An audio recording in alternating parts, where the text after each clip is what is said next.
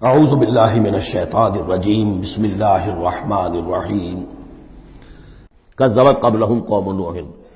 اب دیکھیے کہ اس میں سورہ نجم میں انباء الرسل نہیں تھی، دلائل عقلی اور آیات آفاقی وہ ساری گفتگو تھی۔ اب یہاں پر یہ اس کا جوڑا ہے قمر، اس میں انباء الرسل ہے، وہی جوڑے کی جو سورہ انعام اور سورہ اعراف جو اس کا مکمل ترین سمجھیے کہ ایک مثال تھی، اس کے لیے ایک نمونہ، تو اسی طریقے پر آپ کو یہ تقسیم ملے گی۔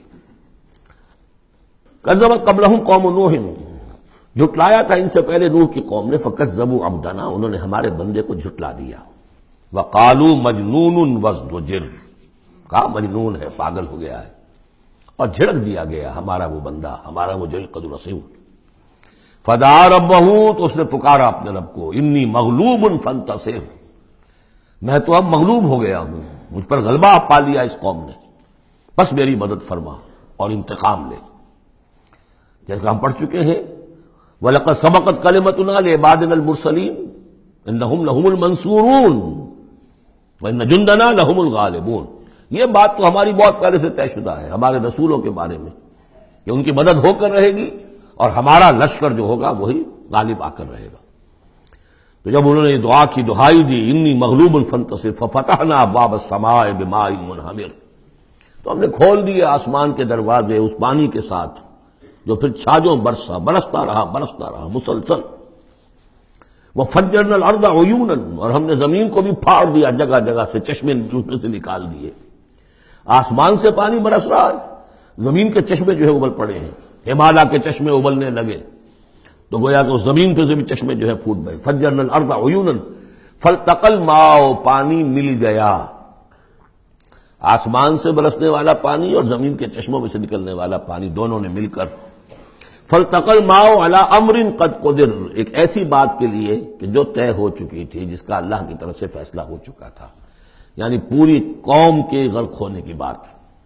وحملناه على ذات الواح ودسر، اور ہم نے اسے سوار کرا دیا اس چیز میں کہ جو بنی ہوئی تھی لکڑی کے تختوں اور کیلوں سے، یعنی کشتی۔ تجری بأعیننا، اور وہ کشتی چل رہی تھی ہماری نگاہوں میں، ہم دیکھ رہے تھے ہمارے سامنے۔ جزاء لمن کان کفر، اور یہ بدلہ تھا اس کا، اس کے لیے کہ جس کی ناقدری کی گئی تھی، ہم نے اسے بچایا اور اس کے ساتھ اس کے صاحب ایمان ساتھیوں کو بچایا۔ وَلَقَدْ تَرَكْنَاهَا، اور ہم نے اسے چھوڑ دیا ہے، آیتاً، ایک نشانی کے طور پر، فَهَلْ مِن مُدَّكِرٍ، تو ہے کوئی کہ جو اس سے نصیحت اخذ کرے۔ جیسا کہ میں نے عرض کیا، یہ کشتی بھی جیسے شداد کی جنت جو ہے اب دنیا میں معلوم ہو گئی ہے کہ وہ نیچے ریت کے اندر دبی ہوئی موجود ہے، اور جیسے یہ حضرت لوط جہاں بھیجے گئے تھے ان شہروں کے بھی کھنڈرا کا معلوم ہو گیا ہے کہ سمندر کی تہہ میں موجود ہیں، اسی طرح سمجھ لیجئے کہ وہ کشتی بھی ایک روز کھل کر سامنے آ جائے گی۔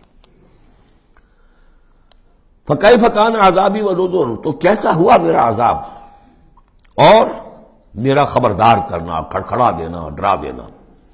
وَلَقَدْ يَسَّرْنَا الْقُرْآنَ لِلذِّكْرِ فَهَلْ مِن مُدَّكِرٍ، یہ ہے وہ چیلنجنگ انداز قرآن کا، ہم نے تو قرآن کو آسان کر دیا ہے نصیحت اخذ کرنے کے لیے، سبق حاصل کرنے کے لیے، رہنمائی حاصل کرنے کے لیے، تو فَهَلْ مِن مُدَّكِرٍ، تو ہے کوئی جو اس سے سبق حاصل کرے۔